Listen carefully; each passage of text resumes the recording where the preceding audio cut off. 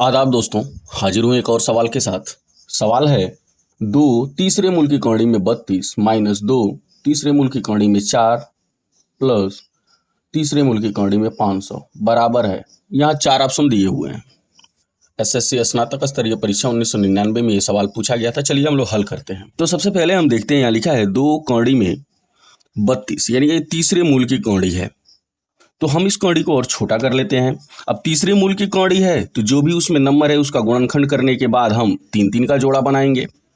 तो यहाँ पर देख लीजिए, 2 1 2, 2 6 12, 2 8 16, 2 4 8, 2 2 4, 2 1 2।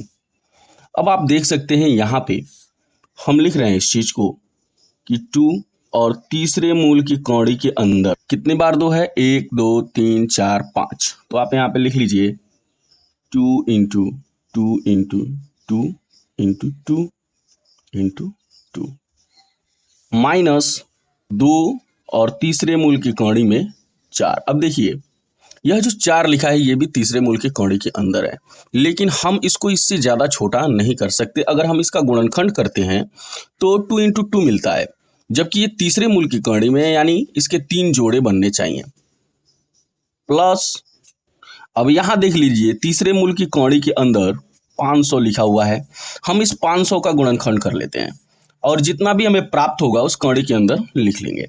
जैसे 500 हो गया, 2 से आप डिवाइड करेंगे, 2 2 4, 2 5 10, 0, 2 1 2, 2 2 4, 2 5 10।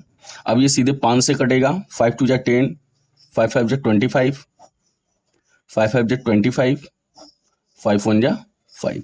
तो हम यहाँ ये जो गुणनखंड प्राप्त किए हैं इसको इसमें लिख देते हैं। आप ध्यान से देखिएगा, यानी होगा 2 इंटू 2 इंटू 5 इंटू 5 इंटू 5। अब आगे हम चलते हैं, देखिएगा तीसरे मूल की कौड़ी में है तो हमने बताया है कि 3 3 का जोड़ा बनेगा। आप देख सकते हैं यहाँ पे, तो जिसका जोड़ा बना तो इस जोड़े में से एक लिख लेते हैं, यानी यहाँ हो गया 2 इंटू 2 और तीसरे मूल की कौड़ी के अंदर क्या बच गया, यहाँ से 2 2 4 माइनस इस पद को हम जैसा है वैसा ही लिख लेंगे, यानी 2 तीसरे मूल की कौड़ी में 4 प्लस अब यहां से आप देख सकते हैं कि यहाँ 5 का एक जोड़ा बना, तो उस जोड़े में से एक आप बाहर ले लीजिए, यानी 5, और तीसरे मूल की कौड़ी के अंदर देख सकते हैं आप 2 2 4। अब यहां भी वही बात, 2 2 4, तीसरे मूल की कौड़ी में 4 माइनस 2, ये गुणांक है, और तीसरे मूल की कौड़ी में फिर 4 प्लस 5 और तीसरे मूल की कौड़ी में 4। यहाँ पे देख सकते हैं।